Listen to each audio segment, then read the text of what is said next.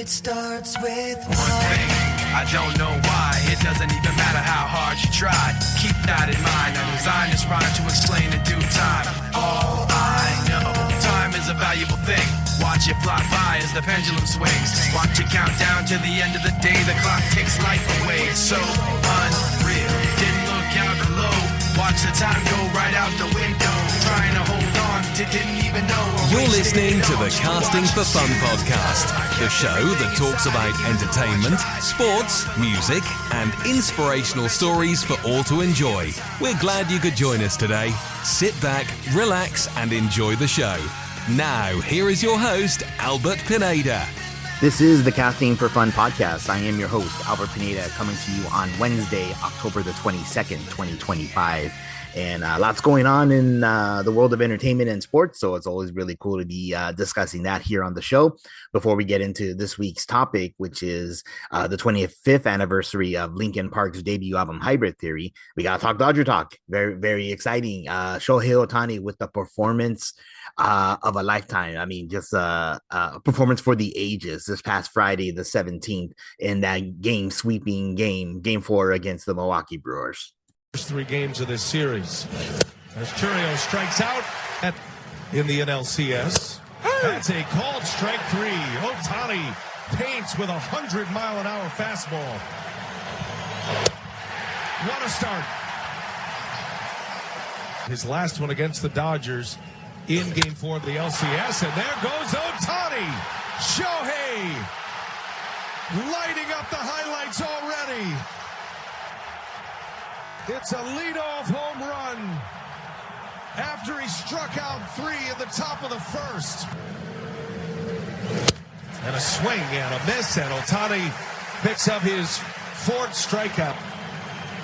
Ohtani deals, and a swing and a miss. Contreras. Powers has been one of the few hot hitters for the Brewers. And a swing and a miss. Doesn't matter, but I'm making it. He was money. Oh, my goodness! Shohei Ohtani! Wow! Up and over the roof! A majestic blast! Ohtani drops jaws everywhere! And it's 4-0 Dodgers! This was about as impressive as it gets. The bat flip. But I finally got the bat out one time. I think it was like 463. Whoa. Is it a swing? It is in the StatCast era. Ohtani, chance to come right back on the mound and put the Brewers down in order. He does. He's got 7 strikeouts through 5 innings. And a little half swing by Collins. That is the splitter. 15 Ks, only 2 hits, and no runs. 1 and 2 on Teray, and a swing and a miss. It's another strikeout. 1 and 2 the count. Ohtani, did he? Ohtani! Ohtani has done it again! His 3rd home run! Yeah, really, really awesome stuff. So the Dodgers are back to the World Series. They'll be facing, we just found out, the Toronto Blue Jays. And I guess if you're a Toronto fan, I guess you're pretty psyched in the fact that someone's even saying your city's name, right? Because no one really cares about you. Live Monday night on Raw. More importantly than that, The Rock said he wanted to come right here to Toronto, Canada. Rock sucking up in this crowd, if you ask me. And then The Rock said, wait a minute. Are you kidding, The Rock? Are you kidding, The Rock? What? Is this the first time you've ever heard someone mention your city? Is that it? Oh, yay! Hooray! He said Toronto! Yay! Woo! Yay! That's where we live. We live in Toronto. Yay! Shut up! Yes, but it should be an exciting, really fun World Series. Starting this coming Friday, October the 24th, Game 1, with Toronto hosting. But then the series will shift back to LA for games 3, 4. And will we get a 5th game? I mean, the Dodgers are really hot right now. Maybe they're going to sweep Toronto, and we'll see. We'll see what happens. But this is going to be really fun. Really excited. Dodger baseball is the best. So let's keep it rolling, boys. Yeah, so Linkin Park, 25th anniversary of the Hybrid Theory album. We're discussing that on this week's show. My brother Danny returns. He absolutely loves this album. So we have a fun time diving into this album track by track, like we do here on the show. And then, of course, I talk about like how I was first introduced to the band and their music, hearing the music randomly while serving as a missionary in Brazil, where I'm not really supposed to be listening to rock music, and then later coming home from missionary service and becoming more familiar with the band. And yeah, this was a landmark album for sure. But all due respect to the people who do love Linkin Park and all their albums they've done since, as I mentioned, Motorola and Hybrid Theory are my two favorites, and I haven't listened to anything really since. I mean, I guess Minutes to Midnight's okay, but yeah. So Danny and I have a fun time talking about the early history of Linkin Park and going over these songs track by track. So it's a really awesome, great conversation. Always awesome to have Danny on the show. And stay tuned for next week. We're going to diving into another classic album. This time, it's going to be Oingo Boingo's Dead Man's Party, celebrating its 40th anniversary. James Strong is expected to be joining us, and I might have another guest in mind too. But really excited for that conversation next week on Wednesday, October the 29th, right in time for Halloween. So I think it's a perfect time to release that episode. But in the meantime, sit back, relax. Let's discuss Linkin Park's debut album, Hybrid Theory, for its 25th anniversary here on the show with my brother Danny.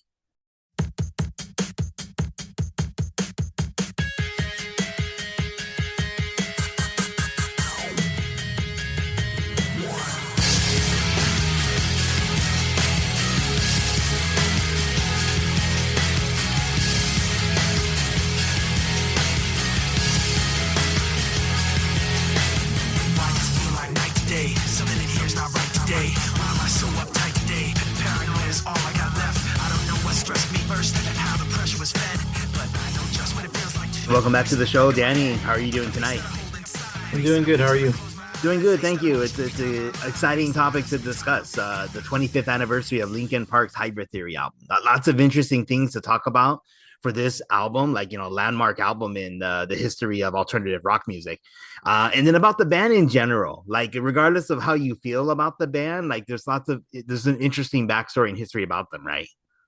Yeah. I'm actually more very curious to see what your thoughts on this album, because I know you were on your mission when it came out.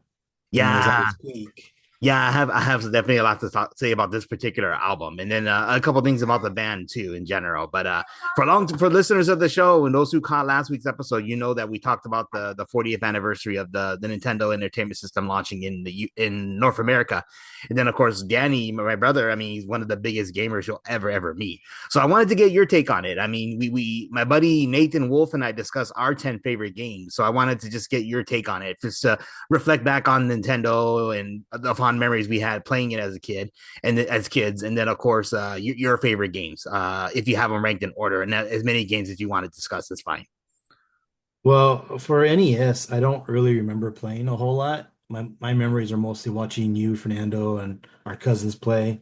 Play a lot at our grandparents' house. So I think like the games that I played were mostly the co-op games I would have played with you.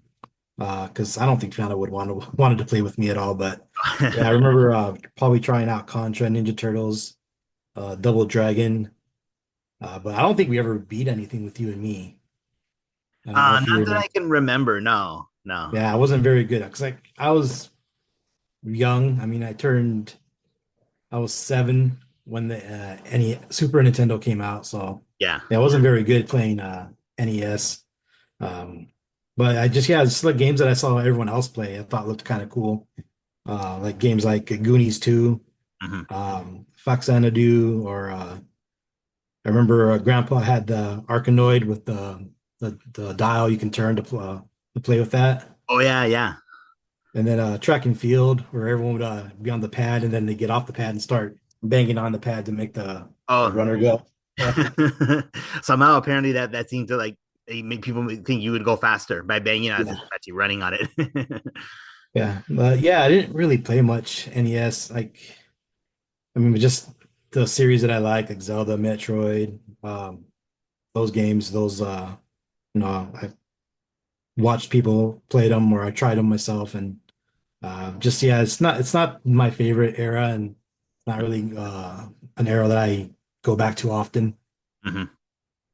Oh, sounds good. Sounds good. Well, definitely, I want to keep you in mind when I do the Super Nintendo episode I'm planning because actually next year in 2026, four of Nintendo's consoles are all celebrating noteworthy anniversaries. The Super Nintendo turns 35, Nintendo 64, that'd be a really cool one to cover. That one turns 30, and then of course the GameCube turns 25, and the Wii turns 20. So I think want to cover all those for. I mean, definitely super for sure, Super Nintendo and Nintendo 64 and probably GameCube and Wii. I think that'd be an interesting conversation too. So look forward to those episodes, and I'll definitely touch base with you for the Super Nintendo one for sure. All right, cool. Oh, Yeah, very Super cool. Nintendo is definitely where I really like picked up gaming. Oh, very cool. Okay, so let's go ahead and dive into some Linkin Park talk now. So, as you mentioned, I mean, the album was released October 24th in the year 2000. And of course, at the time, I was, doing missionary service for our church, the Church of Jesus Christ of Latter-day Saints in Brazil. And I mentioned this before on the podcast. The Brazilians, they love American music. They love American rock music. And like you would hear music all the time in the streets. So, like, as a missionary, technically, we're not really supposed to be listening, but I've always got my ear open whenever I was hearing random stuff. So yeah, I hear lots of cool stuff that I recognize or knew from before, like a lot of the singles from Red Hot Chili Peppers' Californication album, which was released the year before. But then technically, it wasn't until 2001, like the fall. So like a year after the album came out, so right before I came home, that I started just hearing this band, and it sounded so cool. Like it was like rock and rap seamlessly mixed together, and I had no clue, no idea who they were. So finding like there was actually like a brother and sister combo from my last area who loved American alternative rock music, and they knew that I did, or they just assumed that I did because they knew I was from California. So they said, "Hey, there's this new band called Linkin Park." And like, yeah, I was just totally just mesmerized and awed when I got to like really kind of gather their music. But it wasn't really until I came home that I really got to get into it. So for you, for your experience, Danny, I mean, were you familiar with the band, or did you hear about them when they first launched that album back in October of 2000?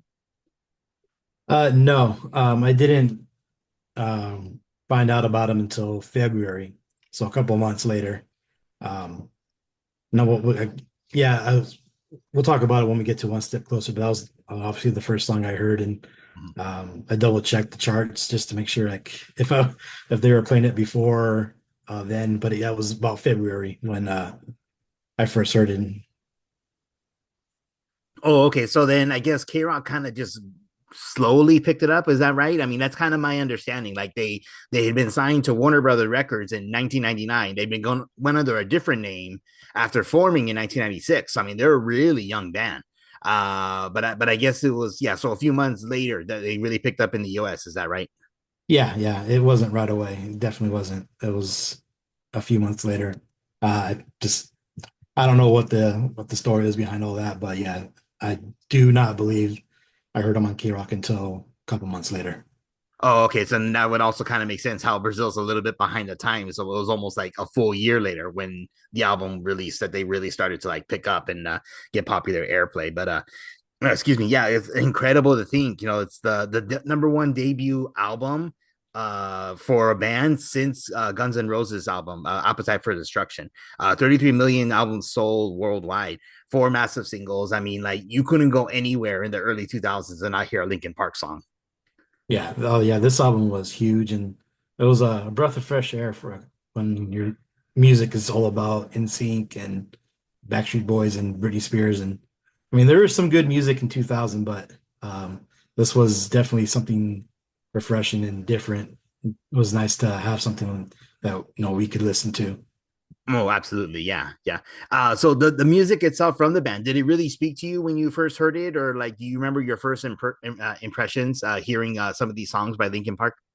So yeah, with one step closer, it's not the most hip hop heavy song. It's more straightforward rock, probably their most raw song on the album with like the least amount of like electronic noise that they do. So that one kind of was like a slow pickup for me. But like when I got to listen to the rest of the album and really saw the hip hop influence, because I love that. Because I won't apologize, but I did like Limp Bizkit and all the other hip hop new metal bands. So this Bought was a yeah right copy up. of a Significant Other than when they came out at launch day, and it's kind of funny looking back. I mean, no one would really listen to Biscuit today, but in that time, they were really, really cool. Yeah.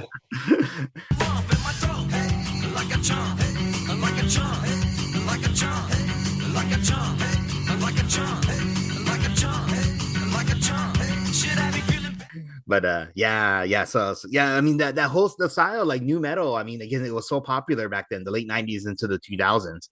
And then of course bands kind of evolved their sound. Like Incubus is a good example. We've talked about that before, how they were able to change their sound to kind of get away from that. Because again, bands like Korn and Limp Bizkit were so popular, but I don't know if they really kind of evolved with the times. And then of course with Linkin Park, I didn't really care. I mean, we'll get into a deeper conversation about them later because I want to focus mostly on Hybrid Theory. But yeah, everything after Meteorola, I really didn't care for as much for Linkin Park, to be honest. Yeah. Mike Shinoda had that hip hop group he did. I can't remember what it's called right now. Um, I thought that was really cool. And then Oh, he the came back Collision with Course, right? With Jay-Z. no, not the Collision Course. The one that he did. Remember the name? Oh, the Executioners. No. Okay. Now I I'll got think of it later. no No, worries. but yeah, they came back with their third album and they had that song from Transformers. I thought sounded pretty cool, but the rest of the album just wasn't. What I done, right? Yeah. Okay, that way. Okay. Oh, very cool. Well, like I mentioned before, we're here to celebrate the 25th anniversary of Hybrid Theory and then go over all the songs track by track, like we do here on the show.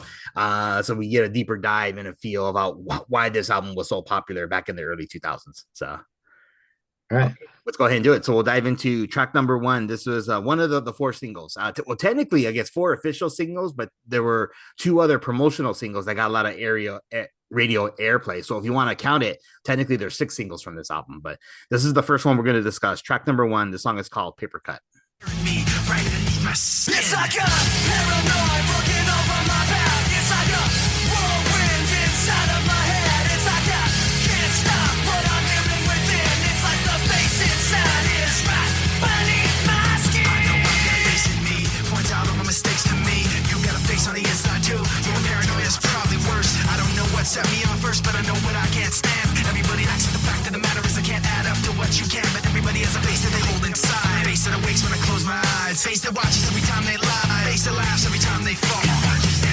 So you know that when it's time to sink or swim, that the face inside is watching you too, right inside your skin. It's like I'm paranoid looking over my back. It's like a whirlwind inside of my head. It's like I can't stop what I'm hearing within. It's like the face inside is right beneath the skin. It's like I'm paranoid looking over my back. It's like a whirlwind inside of my head. It's like a Yeah, so right off the bat, Paper Cut begins like really hardcore in your face, like really heavy guitar riffs, and then goes into like the hip hop beats of Mike Shioda. Mike Shioda, right? Is his name? Noda. Oh, okay, Mike. Oh, I'll just call him Mike. I keep for saying it wrong, but so yeah. So I mean, he got his hip hop beats, and then you got the screaming, harmonizing vocals of Chester Bennington, who's like a fantastic vocalist. I mean, right up there, I think with Chris Cornell, I think was the influence for him. So you can see with this particular song, I think it's a perfect mashing of like the sound of Linkin Park, the hip hop beats with the heavy guitar riffs, and then of course the harmonic screaming of Chester Bennington. So this is a really, really great opening track, I feel. Yeah. Chester's really good at going from like just the soft, just really good sounding voice to the hard hitting screaming, and I think he does it better just as well as anyone else. But yeah, he the song I love it. It's my favorite song on the album. Oh, mine too, just, actually. I like just how it starts with like just dun, dun, dun, dun, dun, dun, and then the guitars come in and just hard hitting, doesn't let down at all. It's just a faster pace the entire time. Oh yeah, and then I love the ending of the song. Like I mean, I'll just kind of hum it because I mean, I'll totally butcher the song if I try and sing it, but it goes just na, na, One road yeah. This is a really awesome, great song. Yeah, and lyrically, the whole album's basically a guide to mental health, but this one's more about paranoia. Everyone's everyone has like the face inside of them that is always watching them, judging them. It's just being aware of that is probably a good way to just like start to how to deal with all that, just so you don't fall into that trap. Oh, absolutely. I'm glad you brought that up because again, like the themes of this album are very very important, I think, for youth of that era. So I mean, I guess even probably for the kids like a little bit younger than us, like when they were like in their like early teens, like hearing this album, early teens in the early 2000s, would have probably really gravitated and really loved this album, such as like those youth that I knew in Brazil, because like I guess it deals with a lot of those issues that a lot of like young people deal with, and even us who would have been in our, or you would have been in your late teens, I would have been in my early 20s, but I mean, it's still like issues that lots of people deal with. So I think I have a quote here from this is from what Chester said about the song. It kind of goes along those themes as well that I want to just bring up really fast before we move on to the next song. Chester said, "In the beginning, my whole goal was to bring as much melody as I could to the music. The band was really, really good at doing the hip hop thing and really good at writing rock music, but there hadn't been a lot of melody before I joined. When we got to that song, the chorus was dope and the words behind it were so cool that I didn't need to do much melodically until we flipped it on the end. It was so a lot of fun. I felt the song really captured the whole vibe of the vibe of what the band's about. So again, yeah, I think the song really encapsulates the sound of Linkin Park. If you were to probably pick one song to listen to, most people will probably go of "In the End," their biggest single, but this is the song that I think best encapsulates their sound. Yeah, yeah, definitely. That's also like point important to point out that they had a different singer at first, and then Chester came in at the suggestion of the record label, I think.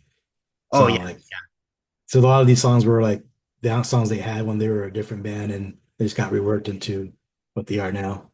Mhm. And were they called Zero? Is that right? I think I remember reading They were Zero first, and then they were Hybrid Theory. Hybrid Theory. That's right, and that's how they got the title of the album. Yeah, very cool. Yeah. Oh, okay, awesome stuff. Very cool. So let's go ahead and move on to track number two. Again, the very first single from the album, as you already mentioned. This is One Step Closer.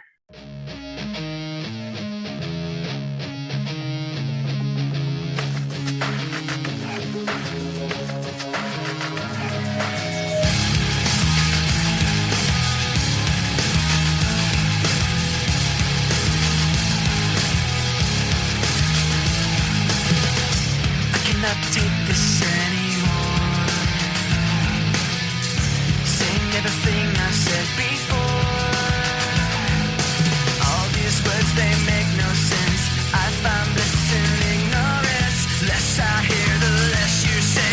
You'll find that out anyway. Just like before. Everything you say to me. So take one step closer to the edge, and I'm about to break. I need a little room to break. 'Cause I'm one step closer to the edge. I'm about to break. I find the answers aren't so clear. Yeah, so this is another really hard hitting song. So it's kind of cool. Like you have that 1-2 punch first with Paper Cut, and then you dive right into this one. Lyrics dealing with the hitting of a breaking point of anger and frustration. Really, really intense stuff to start out with this particular song, especially when you get to the very end where you have Chester screaming, "Shut up when I'm talking to you." Shut up when I'm talking to you. Shut up. Shut up when I'm talking to you. Shut up. Shut up. Shut up. Yeah, I always remember this song. Because we went to a high school where not a lot of K-rock listeners. But I remember in the graphics arts class, of Hollinger's class, where they let us listen to the radio. One of the few times they let us listen to K-rock, or whoever was in charge of putting on the radio, put on K-rock, and this song came on. And I always remember the whole room erupted into the just like before. Just like before. Everything you say to me. Just one step closer to the edge, and I'm about to break. And I always thought that was really cool, and that's when I knew that this band was going to be big. Oh, very cool. Yeah, that would have been cool to hear in the middle of a school day. Yeah. Oh, very awesome. Yeah. Then I also have here in my notes. I mean, the song was it was remixed for the Reanimation album, remix album, with featured vocals from Jonathan Davis. So speaking of, another new metal band, Korn.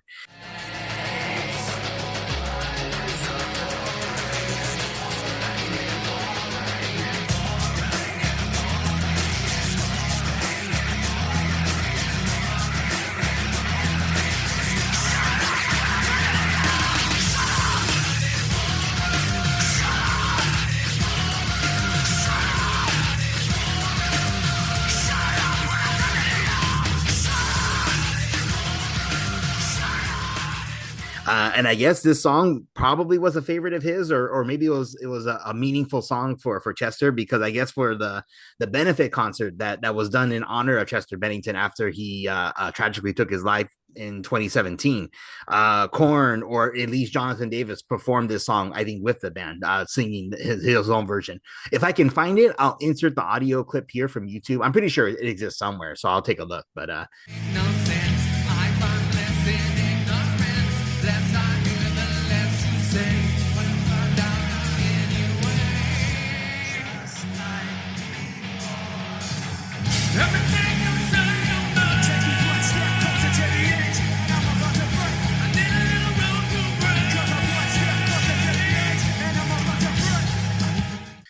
yeah, so this was definitely a fan favorite song for sure. Yeah, I also think it's like if you wanted to put one song, what would be a what to describe new metal as, and you picked a Linkin Park song, this would probably be the song. Mm-hmm. Oh, very cool. Okay, so let's go on to track number 3. This song is called "With You."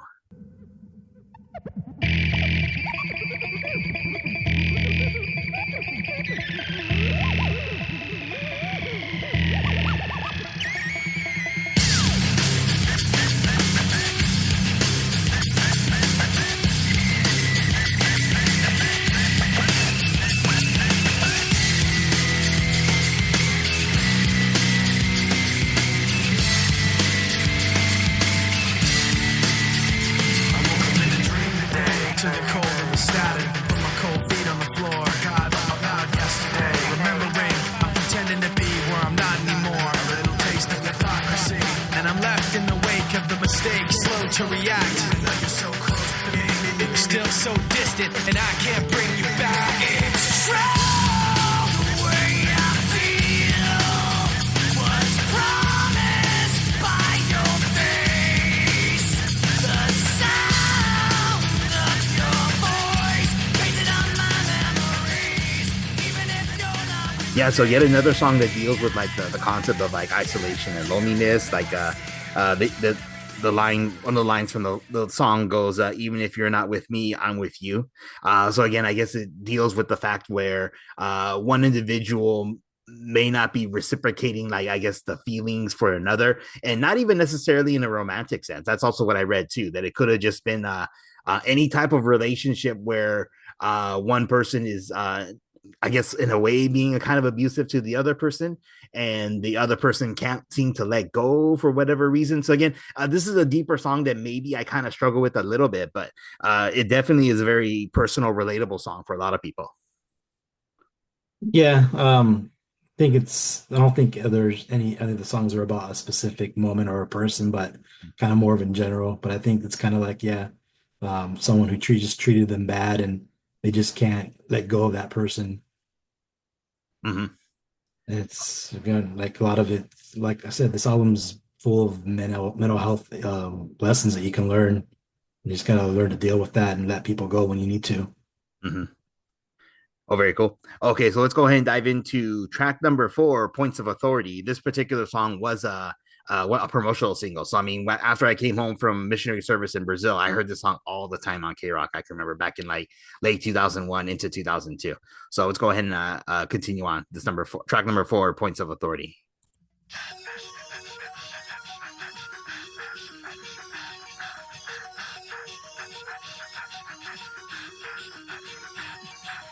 Forfeit the game before somebody else takes you out of the frame and put your name to shame, cover up your face. You can't run the race, the pace is too fast, it just won't last.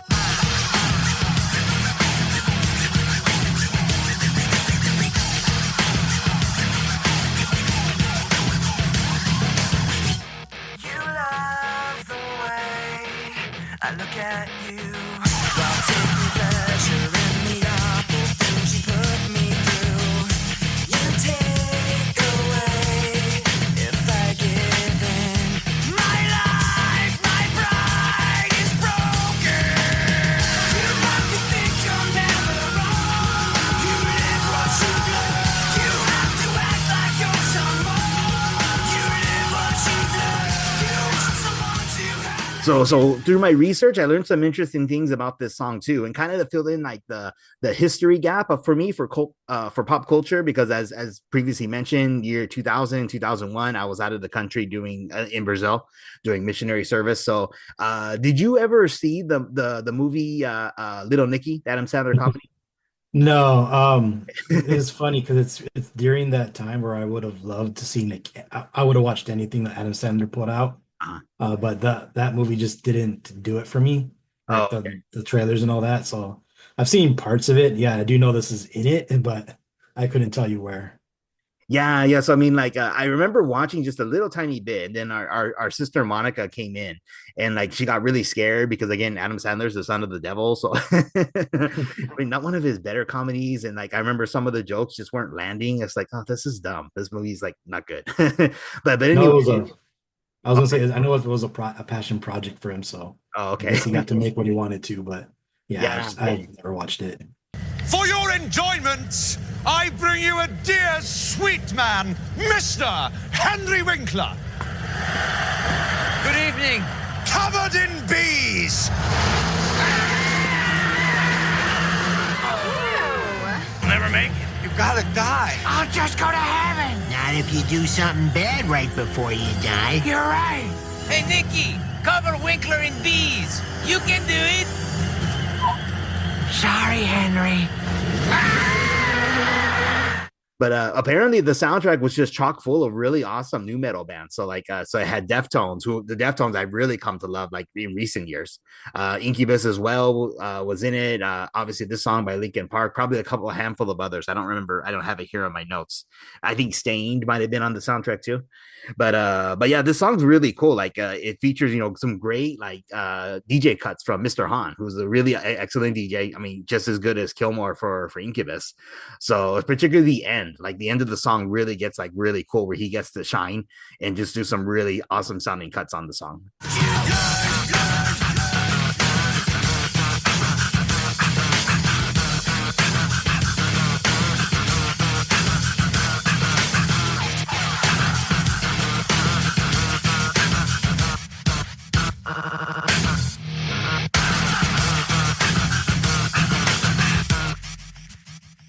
But yeah, and the way they mix it with the guitar, oh, it's beautiful. Yeah. So this is definitely one of their best singles. Again, technically not an official single, but again, radio stations like K Rock are playing it like all the time. So Yeah. okay, very cool. Let's go ahead and dive into track number 5. This song is called Crawling, and this was again another massive single for the band. So let's do this one. Track number 5, Crawling.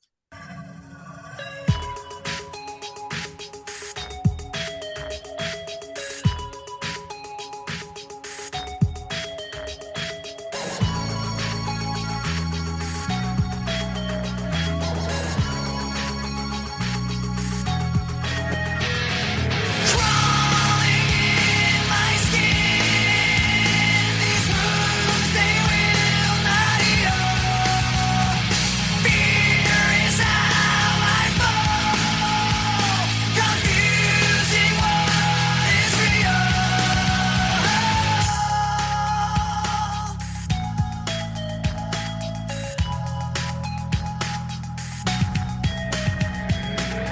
There's something inside me that pulls beneath the surface, consuming, confusing. This lack of self-control I fear is never ending. Very cool. So if I remember reading correctly from my notes, this particular song won him a Grammy, right, for best hard rock performance or something like that. Yeah, I think so. Okay, yeah. So this was an award-winning song. I mean, well loved by the fandom. Again, really dives into like the feelings of loneliness and isolation and hurt feelings and emotional scars that people go through. So this is going to be definitely a very therapeutic, like important song for a lot of people who have those type of issues. Yeah, I think it was a lot about Chester's drug use. You know, if you really listen to this song, you know, it's kind of a miracle that he lived as long as he did, Mhm. with all the issues he was going through. Oh yeah, yeah. Really beautiful sounding song too. Like, it's kind of one of the. I mean, it's heavy, but it's also probably one of like the slower paced Linkin Park songs. Uh, Very very poignant lyrics, very like deep, insightful for those type of feelings and emotions. And then of course, in my notes, I have it that it was covered by a number of different artists. So like Chris Martin from Coldplay, Aaron Lewis from Stain, Jared Leto from 30 Seconds to Mars. I guess they all did a cover of it in some fashion or another. And I believe it was also heavily used in the Chester Bennington Memorial Show. So I don't know. I mean, this might be one of the songs I think a lot of people really relate to him and probably wanted to use for that particular show to pay tribute to him because of, again, all the mental issues and problems and emotions that he was having. Yeah, yeah. I think this is when you think of Linkin Park, this is definitely one of them. If you picked five, this is definitely one of the five. But looking into this album for kind of prepared for all this, I saw that it actually wasn't as big of a single as I thought it was. Oh, It really? only reached to like number 75 or something like that on the Billboard Top 100, Oh, wow. Okay. which is weird because of this song. Like I don't remember Paper Cut ever being played on the radio or the music video being on MTV. And I know they did do a video for it, Mhm. which I didn't know they did until a couple years later when I was watching this DVD I had of Linkin Park where they talked about like, yeah, UK goes through singles faster than the US, so we released it as a single. But yeah, I really don't remember it. And I know they were playing Crawling right up until they started playing In the End. So uh I always thought it was a huge single, but I guess it wasn't as big as I thought it was. Oh, it's very interesting. Yeah, yeah. And I guess because this is the song that did win him a Grammy, I would think that it would have been maybe maybe it was maybe a bigger critical a hit with the critics as opposed to like the fans. Even though I'm sure a lot of the hardcore Linkin Park fans really love the song. But Yeah. oh, very cool. Okay, so let's go ahead and dive into track number 6, "Runaway," which again is the other promotional single. It's not the official single, but one that got a lot of radio airplay on various rock stations. So let's go ahead and dive into this one. Track number 6, "Runaway."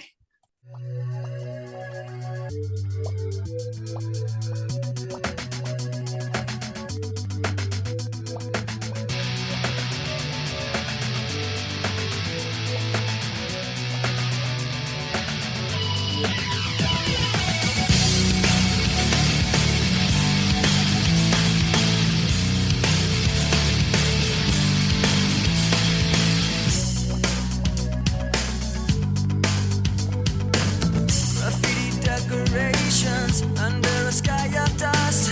A constant wave of tension on top of broken trust.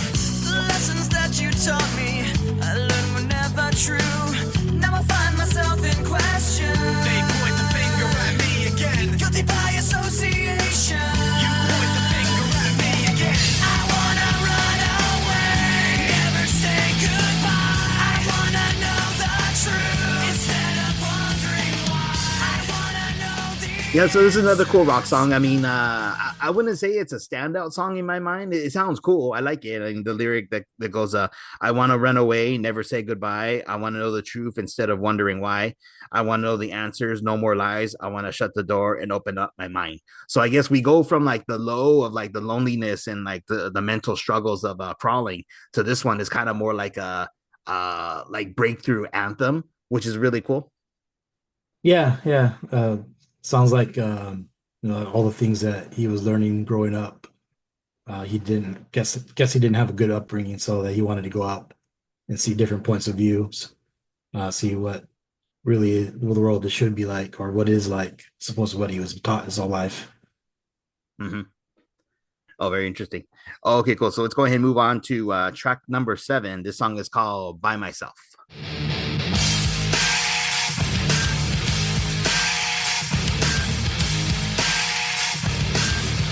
What do I do to ignore them behind me? Do I follow my instincts blindly? Do I hide my pride from these bad dreams and give in to sad thoughts that are maddening? Do I sit here and try to stand it? Or do I try to catch them red-handed? Do I trust some and get fooled by phoniness? Or do I trust nobody and live in loneliness? Because I can't hold on, but I'm stretched so thin. I make the right moves, but I'm lost within. I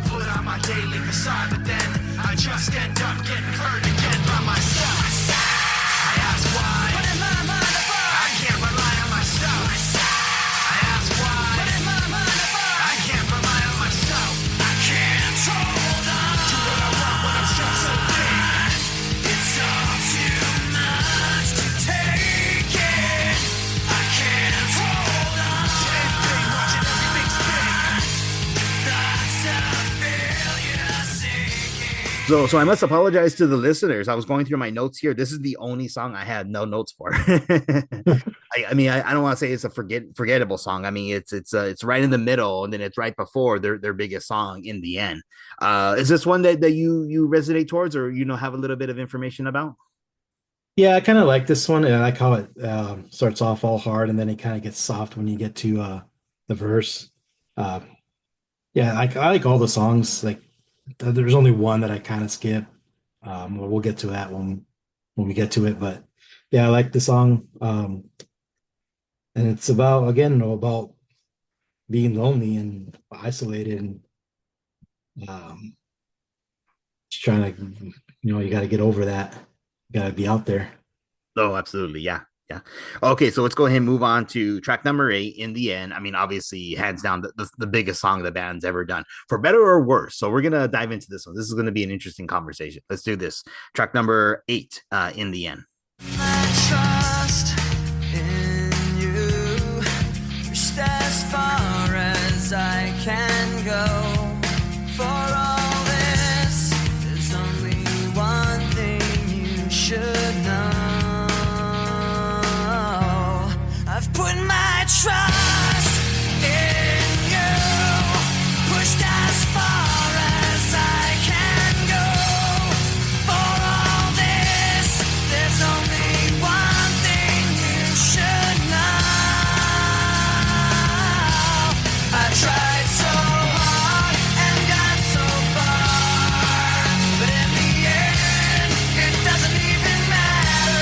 I had to fall to lose it all, but in the end, it doesn't even matter.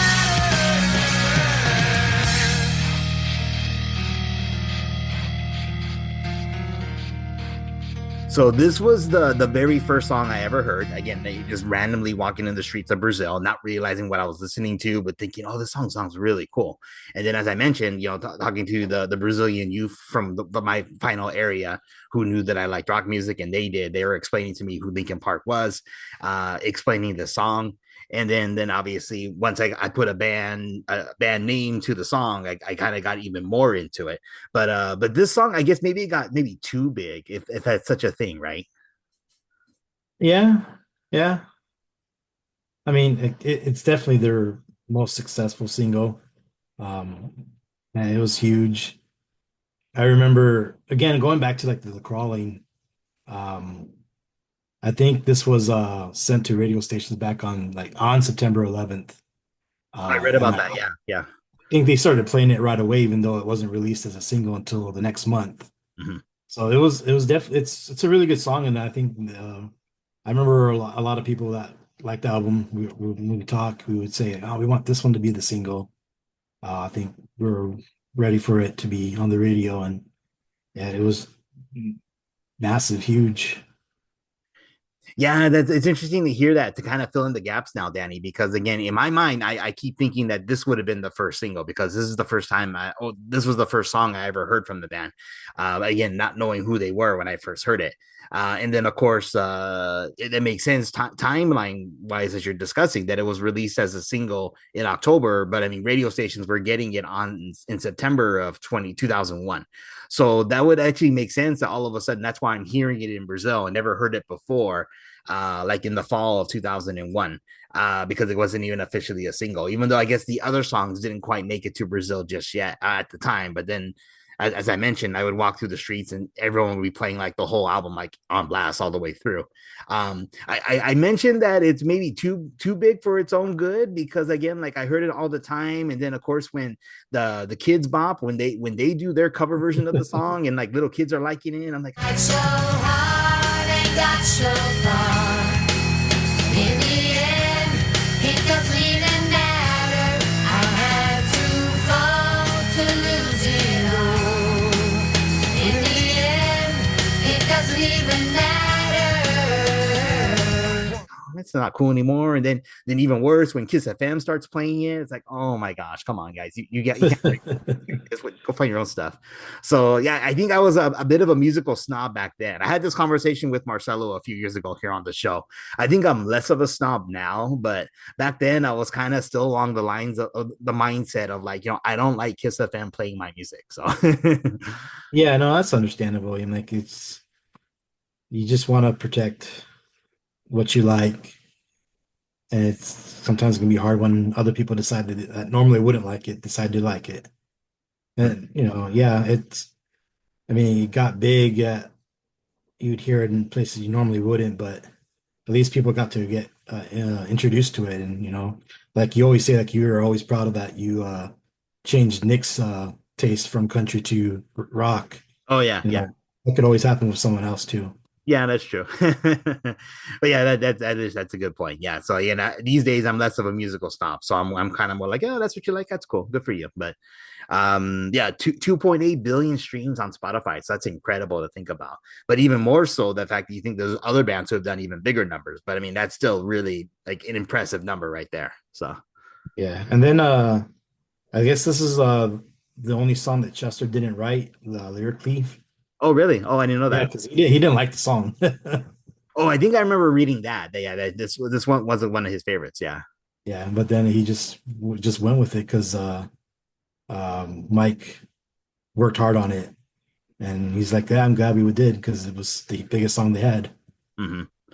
Oh yeah, yeah. And it was cool to hear it live. I mean, you and I we had the opportunity to see Linkin Park perform the full band, the actual band, not the replacement girl that they got. I mean, I don't want to say any disrespect to her, but yeah, back in 2003 when they were touring with Metallica for their Summer Sanitarium tour, that was really cool to see him at the Coliseum here in LA. And it was cool to hear the song performed live. So Yeah, it oh, was a very good show. very cool. Okay, so let's go ahead and move on then to track number 9. The song is called "A Place for My Head."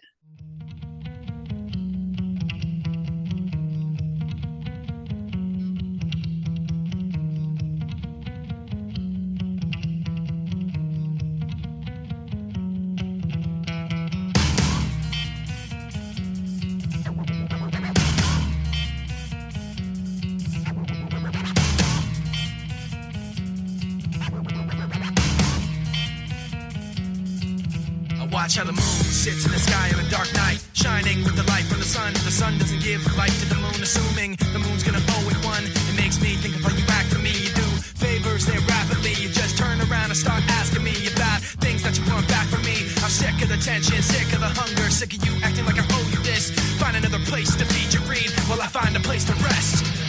I wanna be in another place. I hate when you say you don't understand.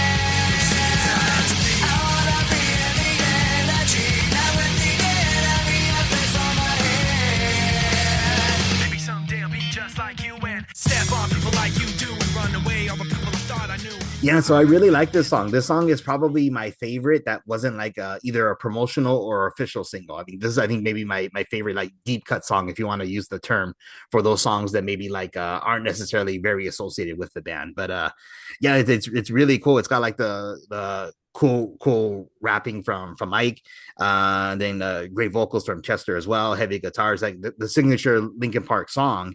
And you mentioned they kind of do like more like a generalized for their themes of the song, so not over like specific themes. But sometimes when I listen to the song, I wonder if like it's like a diss song because it's really talking about like a specific person, or not specific person, but it kind of feels like it could be directed at somebody. But Yeah, with the line, I want to be with the energy, not with the enemy. Mhm. Yeah, it does sound like it could be about a specific person that was just putting them out all the time. And they're just like, I really want to get out of this and go do something else. But yeah, this is also my favorite song from the non-singles. Oh, okay, And I cool. just like the hip hop sounding guitars that they do at the beginning and all the things they do. And I don't know if you ever seen they do a really cool version, oh not like necessarily version, but like a live performance on their Live in Texas album, where they get to the part where like they go you try to take the best of me, and they got the crowd shout out "Go away." Oh, I remember hearing that. Yeah, I'll insert the audio. I know what you're talking about. Yeah, yeah. Yeah, it's really cool to hear, and just like through, yeah, it's just a great performance of the song.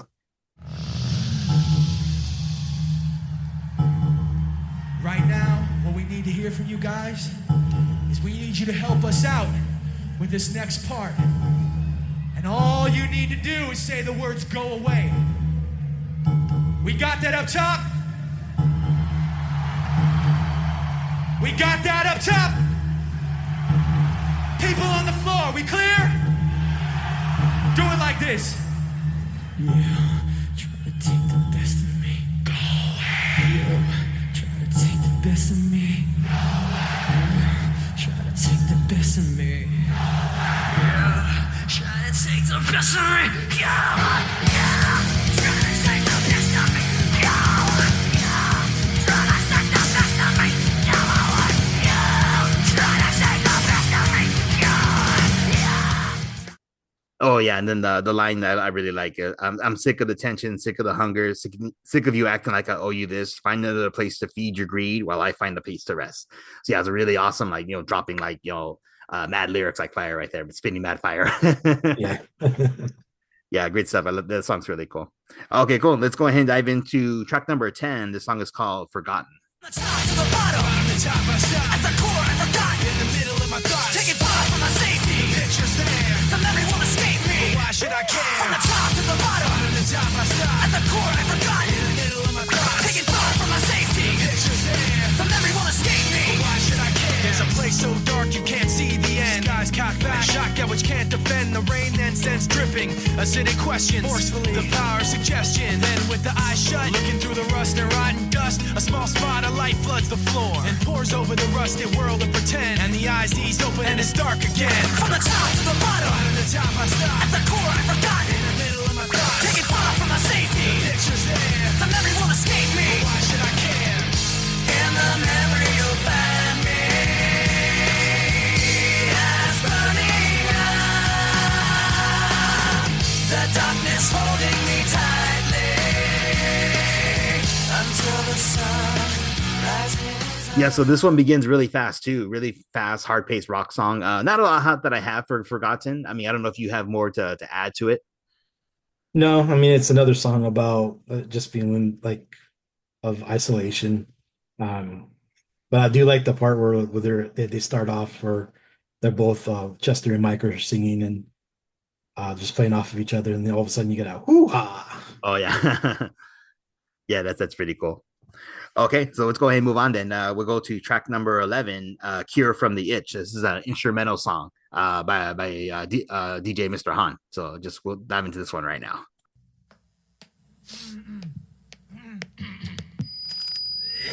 Folks, we have a very special guest for you tonight. I'd like to introduce...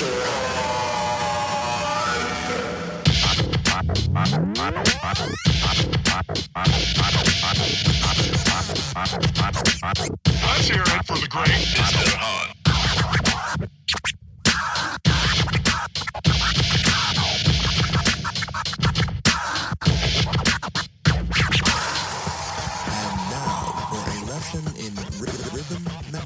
Yeah, so I like this song. I mean, like, there's a lot of comparisons you can draw between this band and Incubus. I mean, particularly the Make Yourself album.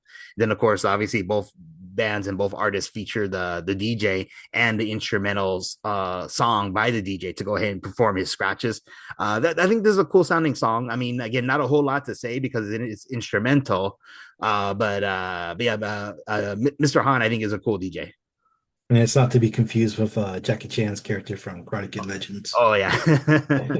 But yeah, this is the song I usually skip. I mean, like you listen to it once and okay, cool. I don't think it's as good as some of the DJ Kilmore instrumentals, but it's fine. I think Mr. Han is very talented at scratching. I mean, that's the cure for the itch, scratching. Yeah. So it is what it is. I never drew that comparison. That's actually pretty cool. Oh, very cool. Awesome. Okay, so let's go ahead and finish the album. Here we're at the very end. This is track number 12, Pushing Me Away.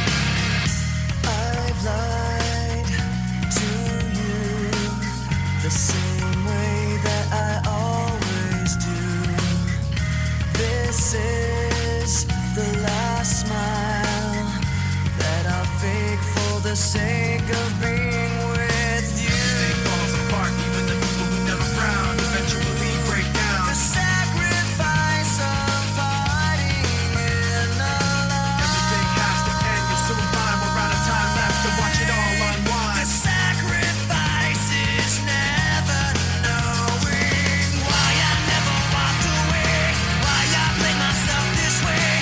Now I see you're testing me, pushes me away. Yeah, so a great way to end the album. I mean, again, dealing again with the concept of isolation and hurt feelings and individuals who push people away and how you feel when you do get pushed away. So again, like I think another one of those songs that can be very personal to Chester Bennington. Yeah, another good song. Kind of start off soft and gets harder and then soft again. You have a very personal for Chester and probably talking about a past relationship where the person played games and there's like, you know what? Because I don't know about you, I don't like to play games. I don't like people playing games with me, and I don't like to play games with anyone else. So Oh yeah. my relationship with everyone is what it is, and whatever I say, that's what I mean. Mm-hmm. Oh, absolutely. Yeah. So I think that for that reason, this song could be relatable to a lot of people. So many songs are. I mean, again, if you really dissect and dive into the lyrics, you can probably find really poignant stuff that's relatable to you on a personal level. So it's Linkin Park's Hybrid Theory album. I mean, considered to be among the very best debut albums ever. It sold incredibly well, and the rise to fame in the short amount of time it's really incredible to think about. Like, so I'll fill the rest of the listeners in. Danny probably already knows this, but for the local radio station, rock station here in LA, K Rock, they would do their Memorial Day countdowns for the top 106.7 bands of all time. I always got the promotional poster that you can get from Tower Records to show every single band that they listed. In the year 1999, Linkin Park isn't listed. I think were they called Linkin Park by then, I think, or I don't think so. I think they're still Hybrid Theory. probably, yeah, but they were signed to Warner Brother Records. I mean, in that year they got signed by them. So then I do my missionary service. So for 2000, 2001, I don't get the poster. So 3 years later, in 2002, I do get the updated list for the top 106.7 bands of all time. And Linkin Park went from not being listed at all to number 4, which is incredible to think about. That they're up there with like the heavy hitter, like biggest K-rock bands of all time, like Nirvana, Green Day, Red Hot Chili Peppers. So it's incredible to think like their rise to fame was so fast. And then as an album, actually, I'm excited to probably dive into Meteorola with you because I think their second album is even better, in my opinion. But again, after Meteorola, everything they've done since then hasn't really interested me at all. So I don't know if you've kept up with Linkin Park's recent music before Chester's passing. Yeah, like I said, in the Minutes to Midnight just really didn't do it for me. It just seemed like they wanted to go away from Mike's rapping, which was one of my favorite parts of like things of the band. That just the combining of rock and hip hop into it. And now, like the fans might think I'm wrong, but just to me, they just seem like they became just another emo band. Oh yeah, I think that's a good way of describing it. Yeah. Yeah, so it wasn't for me anymore. But yeah, Meteora is a fantastic album. It does have my favorite Linkin Park song on it. But yeah, I didn't really. I'd hear songs here and then. I'm like, okay, that sounds okay. But yeah, it's just wasn't for me, and I haven't really listened to the new stuff either. Like, um, the new lady, she sounds okay, I guess. But good for them for doing their own stuff, and they came out with a new album, so they're not having to sing Chester stuff all the time now. Yeah. So I guess that's probably good for them. Oh yeah, absolutely. So for those who really enjoy Linkin Park, I mean, good for you guys. But yeah, it was kind of weird for me. It was like they came from out of nowhere, but at the same time, they almost kind of like disappeared. At least from my point of view, even though they were still selling millions of albums worldwide. And I guess one of their songs, like One Light, I think is the name of it. I couldn't tell you. Okay, yeah, I'm thinking like a very personal, like like ballady song that Chester did. I guess was really popular, but Yeah. So anyways, yeah. So that's Linkin Park's Hybrid Theory, the 25th anniversary we're celebrating now. If you haven't listened to this album recently, I say go back and listen to it because again, it definitely holds up. It's incredible. I mean, I had a blast listening to it, probably all the way through, at least like 4 or 5 times over the past week and 2 weeks. Ever since I mentioned to Danny I wanted to do this episode. So yeah, it definitely brought back a lot of awesome memories from the early 2000s when I returned home from missionary service for like particularly the calendar year of 2002, when I was listening to this and then a ton of Incubus, like both Morning View and Make Yourself at the time. So Yeah. And Fort Minor was the group that Mike Shinoda did between Meteora and Minutes to Midnight. oh okay, yeah. Oh, that's unfamiliar. Very cool. Okay. Awesome. Yeah. So that's all the talking points I have tonight. Did you have anything else you wanted to bring up about Linkin Park, this album, or anything else in general? There was some pretty cool Back to the Future news this week. I don't know if you heard it or not. I'm not sure which news you're talking about. No. All right, so Michael J. Fox is writing his memoirs, and so for it, he wanted to reach out to Eric Stoltz and talk to him about his experience on Back to the Future and his removal.